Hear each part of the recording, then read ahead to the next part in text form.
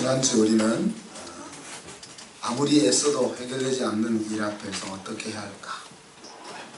특별히 우리가 믿음의 기도를 통해서 또 의인의 간구를 통해서 예수님의 약속이 우리를 위해서 일하도록 하는 것들을 나누었습니다.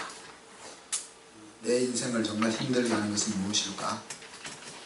그리고 나는 그것을 해결받기 위하여 예수님의 옷깃을 만질 수 있는 온전한 믿음이 있는가?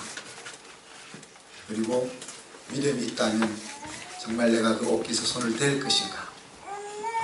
하는 내용을 나누었습니다. 그리고 여러분 한 분 한 분이 바로 그 한 사람이 되기를 우리가 축복했습니다. 시대마다 수많은 문제를 가지고 있는 사람이 있지만은 그 문제 속에서 하나님의 역사의 경험자는 한 사람이었는데, 여러분은 겸손하게 나는 그 자리에 안 갈 거야 그렇게 생각하지 마시고 내가 꼭 그 자리에 서야 되겠다 하는 생각들을 가졌으면 좋겠다 했습니다. 오늘 읽었던 이 부자 청년의 모습은 대부분의 신앙인들의 모습과 같습니다. 아주 적은 차이로 출발하지만 나중에 결과는 너무나 다르게 나타납니다. 마치 달을 향하여 우주선을 쏘아 올릴 때 0.01도 라는 작은 차이라도 틀리게 되면은 달에 갔을 때는 우주 미하가 되는 그런 큰 결과가 나타나는 것처럼, 오늘 이 부자 청년의 모습은 올바른 신앙의 길과 조금만 차이가 나도 결국은 엄청난 다른 결과를 초래하는 것에 대한 내용입니다. 이 부자 청년뿐만이 아니라 심지어 제자들도 같은 생각을 가졌습니다. 그래서 오늘 우리 이 말씀을 대하면서 부자 청년의 자리에서 벗어나 올바른 궤도로 한 걸음을 내디딜 수 있기를 바랍니다. 부자 청년이 예수님에게 달려왔습니다. 여기 보면 달려와서 꿇어앉아 질문했다 그랬죠. 무엇을 하여야 영생을 얻을 수 있습니까? 이 부자 청년에게 있어서는 이 문제가 중요한 문제였습니다. 그렇기 때문에 달려와서 무릎을 꿇고 예수님에게 진지하게 질문하고 있습니다. 예수님께서 하나님의 자녀들이 지켜야 될 삶을 쭉 이야기할 때 이 청년은 예수님, 제가 어려서부터 그 모든 것을 다 지켰습니다. 그렇게 이야기했죠. 종교적인 모범생이었습니다. 우리 성도들과 너무 비슷한 것 같아요. 그죠? 우리 성도들 보면 다 착하고 모범적이어서 큰 은혜가 없어도 살아갈 수 있을 것 같은 그런 모습인데, 어떤 이 청년이 어려서부터 다 지켰다 그래서 그 모습이 예수님에게 어떻게 예수님이 아니면 교만한 녀석아 이렇게 하는 것이 아니고 그 말이 너무 이뻤던 거죠. 그래서 예수님이 뭐라고 표현했습니까? 예수님이 그 말을 듣고 사랑하사 그렇게 이야기했습니다. 그러니까 이 청년이 거들먹거리기 위해서 아니면 율법을 지키기 위해서 그것을 지켰던 것이 아니라 정말 성심으로 자기 인생에 있어서 그 말씀들을 하나하나 지켜왔던 거죠. 그러니 예수님이 그 소리를 듣고 더 사랑했습니다. 근데 그 예수님이 사랑해서 영생을 어떻게 얻을 수 있다라고 말씀해 주시면 좋을 텐데 예수님은 그렇게 말씀하지 않고 한 가지 부족한 것이 있다 그렇게 하셨어요. 그 한 가지 부족한 것은 내 있는 것을 다 팔아서 가난한 자에게 주라. 그리고 나서 나를 좇으라. 그러면 하늘의 보물이 너에게 내 것이 될 것이다. 그 말씀이었습니다. 이 말씀을 듣고 이 부자 청년은 슬픈 기색을 하면서 근심하며 돌아갔다. 그렇게 이제 마가가 기록하고 있습니다. 그가 슬픈 마음을 가지고 근심하며 간 이유를 오늘 마가는 어떻게 표현했습니까? 큰 부자였기 때문에, 재물이 많았기 때문에 그렇게 표현을 했습니다. 많은 사람들이 인생의 행복을 위해서 꼭 있어야 된다고 생각하는 그 큰 재물 때문에 이 부자 청년은 근심하며 떠나갔다 그랬습니다. 예수님의 그 말씀을 듣고 이 부자 청년, 아유 예수님하고는 상종 못하겠네, 뭐 저런 소리를 하셔, 그렇게 떠나간 것이 아니고 그 말이 맞는 것 같은데, 그렇잖아요. 내 인생의 승리와 행복을 위해서는 예수님이 하시는 말씀이 맞는 것 같은데, 근데 그 말을 따를 수가 없는 거죠. 따를 수 없으면은 마음이 편했으면 좋겠는데 따르지 못하는 그 마음이 불편한 거죠. 그래서 많이 근심하며 예수님을 떠나간 것입니다. 저녁이 되어서 예수님께서 제자들을 불러서 다시 가르칩니다. 야, 재물이 있는 자는 하나님 나라에 들어가기가 너무 심히 어렵겠지, 그렇게 이야기하시죠. 그러면서 비유를 드시는데, 낙타가 바늘 구멍으로 들어 지나가는 것보다 재물이 많은 부자가 천국 가는 것이 더 어렵다 그랬어요. 이 과외 수업을 받고 제자들은 어떻게 했어요? 심히 놀랐다 그랬습니다. 심히 놀랐다는 말은 무슨 말입니까? 자기들도 이 부자 청년과 비슷한 생각을 가지고 예수님을 쫓아왔다는 이야기입니다. 그래서 제자들이, 예수님, 그러면 누가 구원을 얻을 수 있습니까? 예수님의 말씀대로라면 누가 구원을 얻을 수 있습니까? 그렇게 반문하죠. 그때 이제 오늘 예수님 설교의 제목이 나와 있는 것처럼, 그래, 사람으로는 할 수 없어, 그렇지만 하나님으로서는 가능한 일이야 라고 말씀을 하십니다. 그 말을 하자 베드로가 또 튀어나오죠. 베드로가 튀어나와서, 예수님, 우리는 모든 것을 버리고 예수님을 쫓아온 거 아시죠? 네. 아시죠? 우리가 그냥 온 것이 아니고 배도 버려두고 왔고, 우리 가족도 버려두고 왔고, 세무서장 자리도 버려두고 왔고, 다 버리고 예수님 따른 거 아시죠? 이 베드로가 이 핀트를 잘 못 맞추는 거죠. 예수님께서 너 재산을 다 팔아주고 나를 쫓아라, 그렇게 말씀하시니까 우리는 다 버리고 예수님 따랐습니다. 아시죠? 그렇게 확인합니다. 그때 예수님께서 베드로에게 하신 말씀, 그래, 너가 나와 복음을 위해서 그것을 버렸다면 이 땅에서 모두 100배나 돌려받을 것이다. 아내도 100명을 돌려받는 거예요. 자식이 100배를 받는 것은 이제 그런 것 아니겠죠? 네. 그렇지만 뒤에 토를 다셨습니다. 핍박과 겸하여 돌려받을 거다. 그리고 이 땅에서만 돌려받는 것이 아니고 내세에서는 영생으로 돌려받을 거다. 그렇게 예수님이 말씀하셨습니다. 이 부자 청년이 왜 영생에 관심을 가졌을까? 사실 종교적인 열심도 있었고 세상적으로도 나무랄 데 없이 훌륭한 청년이 왜 영생에 관심을 가졌을까?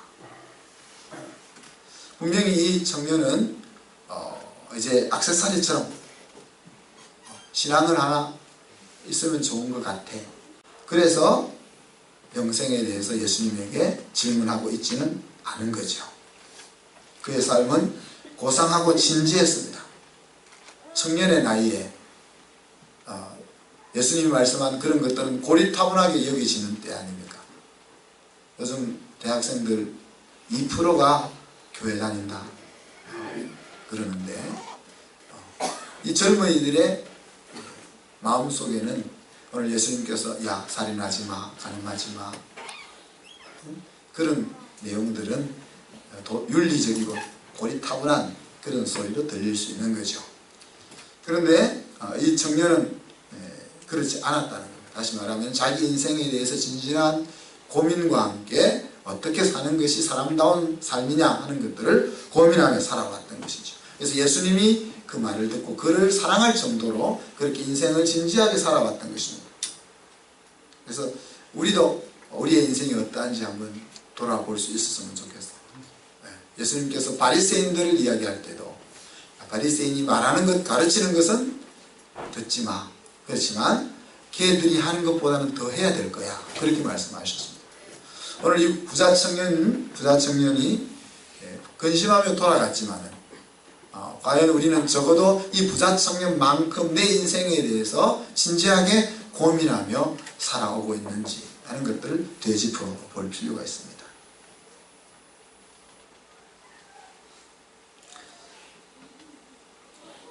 주님의 도전은 무엇이었습니까? 왜 부족한 것을 찾으셨을까? 이것은 천국으로 들어가는 암호화 같은 것입니다. 청년은 이 암호를 알고 있었습니다. 뭡니까? 재물을 팔아 가난한 자에게 나눠주는 것이 암호입니다.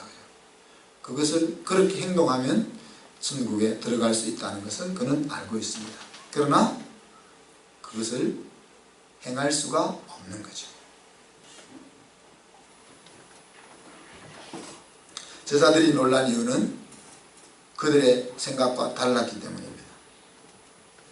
제자들이 예수님이 부를 때 즉시 따랐던 이유가 있었던 거죠. 예수님이 생각하는 것과는 다른 생각을 가지고 예수님의 부름에 응답했다는 것입니다. 근데 오늘 예수님께서 낙타가 바늘기로 들어가는 것보다 천국 들어가는 것이 더 힘들어 말씀하실 때 우리가 다른 산에 왔네 이런 생각을 가지게 되는 거죠. 우리가 산을 잘못 올라왔나? 이렇게 해서 묻는 것입니다. 그럼 누가 천국에 들어갈 수 있습니까? 베드로는 우리는 모두 부렸습니다. 아시지요? 우리는 천국에 들어갈 수 있는 거 맞죠? 그렇게 이야기했습니다. 그 암호는 재물을 드리는 것이었습니다. 성경은 주님의 영광을 원한다면 주님의 고난도 함께 받아야 맞다 그렇게 이야기합니다. 영광을 받기 원한다면 고난을 받는 것이 맞는 이유는 어디에 있습니까? 고난을 받으려 하지 않는다면 내가 정말 천국에 들어갈 수 있는 사람인지 확인할 수가 없기 때문에 그렇습니다. 재물이 많은 자는 누구를 가리킵니까? 재물이라는 것은 목숨처럼 소중하게 생각하는 것입니다. 모든 사람에게 예수님께서 예수님을 따르려고 하는 모든 사람에게 집에 가서 밭을 팔아서 가난한 자에게 나누어주고 나를 따라와 그렇게 말씀하지 않았습니다.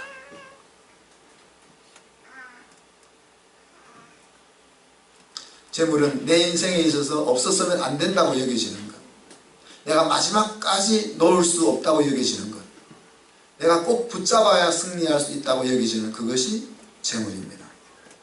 오늘 주님께서는 이것과 자신을 바꿔야 한다.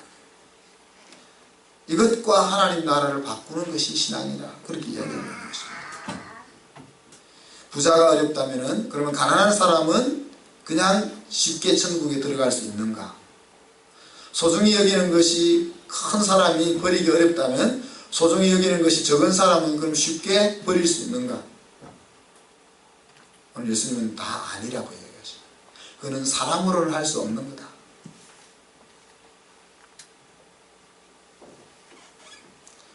믿음은 그래서 모든 사람의 것이 아니고 하나님의 선물이라고 그랬고 이 선물을 받은 자가 하나님의 자녀고 천국 시민인 것입니다. 사람들은 자기의 필요를 위해 하나님 앞에 나올 수는 있습니다. 그리고 대부분의 경우 필요 때문에 하나님 앞에 나옵니다. 그러나 하나님 앞에 나왔다고 해서 모두 하나님의 사람이 되는 것은 아닙니다. 수많은 사람이 예수님의 은혜를 입었습니다. 예수님의 가르침을 받고 병고침의 은혜를 받고 귀신을 내어 쫓아주시는 은혜를 경험하고 또 예수님께서 베풀으시는 기적의 현장에 서 있었습니다. 그러나 예수님께서는 12명의 제자를 하나님의 자녀로 이끄는 곳에만 집중했습니다. 그를 따르는 수만 명이 은혜를 받고 하나님의 백성이 되는 것은 하나님의 덤으로 주시는 것, 예수님에게는 그런 것이었습니다. 막달라 마리아도 있고 자기 동생들도 있고 구원의 길로 나아온 많은 사람들이 있었지만 예수님에게 있어서 그것은 모두 과외로 주시는 수학이었던, 예수님께서 목표했던 것은 12명의 제자였습니다. 그리고 그 12명의 제자가 그 복음의 진리 속에 들어와서 능력 있는 삶으로 인생을 회복하는 것에 집중하셨던 것이죠. 하나님의 나라에 들어가는 것은 오늘 구원을 얻는 것으로 그렇게 표현했습니다. 그것은 하나님이 우리 각자를 위해 원래 계획했던 행복한 인생으로 회복되는 것을 의미합니다. 사랑하는 성도 여러분, 여러분에게 있어서 재물은 무엇입니까? 오늘 예수님께서는 그것을 버리라고 말씀하십니다. 버리느냐 버리지 않느냐는 여러분의 선택입니다. 그러나 예수님은 그것을 버리고 더 놀라운 것을 붙잡기를 원하십니다. 오늘 청년은 천국의 보화와 땅의 보화를 다 갖고 싶었습니다. 그래서 이 근심하면서 돌아간 것입니다. 그가 이 땅의 보화만 생각했다면 예수님의 말을 귀뚱으로 들을 수 있는 거예요. 고민할 필요가 없는 거죠. 그가 이 땅에서의 승리와 행복만을 생각했다면 예수님에게 나와 그런 질문을 할 필요도 없었고, 예수님이 그와 그렇게 요구할 때 정신 나간 사람의 소리로 치부해 버릴 수가 있는 것이죠. 그래서 이 부자 청년은 천국의 보화와 이 땅의 보화를 다 가지고 싶었던 것입니다. 그러나 성경은 이 둘 모두를 잡을 수는 없다고 우리에게 가르칩니다. 우리도 그 모든 것을 함께 잡고 싶지만은, 둘 다 잡으려고 또 힘쓰고 애쓰지만은, 하나를 얻기 위해서는 하나를 버려야 한다는 것입니다. 힘들지만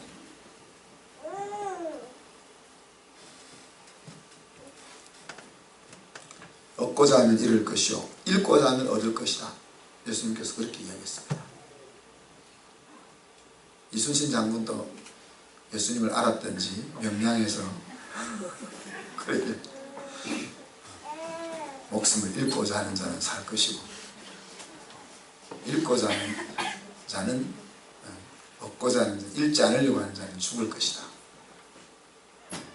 영국의 넬슨 제독은 이것을 배수의 진을 치고 적용을 했습니다. 배를 다 불태워버리고 돌아갈 배가 없이 만든 다음에 공격을 한 거죠. 그래서 이제 앞에 있는 성을 점령해서 살 거냐 아니면 그냥 물에 빠져 죽을 거냐, 거기서 자기의 에너지를 100배 발휘할 수 있는 겁니다. 그래서 일본 사무라이들은 내 살점을 주고 상대방의 뼈를 자른다. 그러니까 이 안 믿는 세계에서도 오늘 주님의 이 원리가 적용돼요. 우리가 무엇을 얻으려면 적은 것을 버려야 돼요. 적은 것을 버리고 더 큰 것을 얻는 것이 삶의 원리인 것입니다. 이 적은 것을 버리려고 하지 않을 때는 큰 것을 얻을 수가 없는 거죠.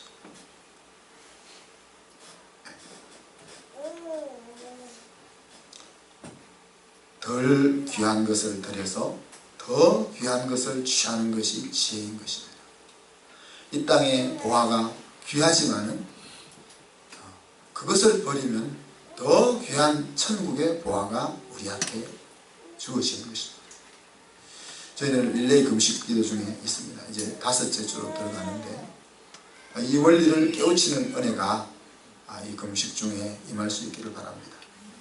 하늘의 것이 더 귀한 것으로 여겨지는 은혜. 보지도 않았는데 어떻게 그게 가능하겠어요? 그죠? 지금 당장 필요한 것은 애 학비고 또 생활비고 집을 사야 되는 돈이 필요한데, 그것보다 하늘의 보화가 더 귀하게 어떻게 여겨질 수 있냐? 그것이 은혜라는 거예요. 우리의 전능하신 아버지 하나님을 온전하게 알 수 있는 그런 일들이 이 금식 중에 있기를 바랍니다. 그리고 더 나아가서 나의 소중한 옥합을 깨뜨려서 하나님이 준비하신 최상의 인생으로 회복되는 그런 일들이 금식하는 중에 우리 각 성도들 가정마다 임할 수 있기를 주님의 이름으로 축복합니다. 기도하겠습니다. 하나님 아버지 사랑과 은혜를 감사합니다. 인생을 멋있게 성공적으로 살아왔던 주님에게 사랑을 받았던 그 부자 청년, 그러나 그의 인생의 궁극적인 행복에 이르지 못하는 모습들을 우리가 살펴보았습니다. 주님, 우리가 어떻게 내가 가장 소중하게 여기는 것을 버릴 수가 있습니까?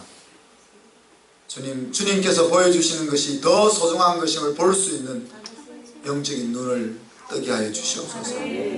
세상 사람들이 없으면 안 된다고 달려가는 그것보다 주님이 나를 위하여 준비해 놓은 것이 놀라운 것임을 깨달을 수 있는 마음을 허락하여 주시옵소서. 내가 오늘 안고 고민하고 힘들어하고 하는 그 아픔보다 주님의 위로와 주님의 약속이 더 놀라운 것을 깨달아 알고 그것을 수락할 수 있는 용기와 믿음을 저희들에게 허락하여 주시옵소서. 여기 머릿속에 당신의 사랑하는 자녀들 이 자리에 나온 것으로 끝나지 않게 하시고 모두 다 하나님의 아들 딸의 권세를 가지고 천국을 누리며 살 수 있는 자리까지 이룰 수 있도록 은혜 위에 은혜를 더하여 주시옵소서. 감사드리며 예수 그리스도 이름으로 기도하옵나이다. 아멘.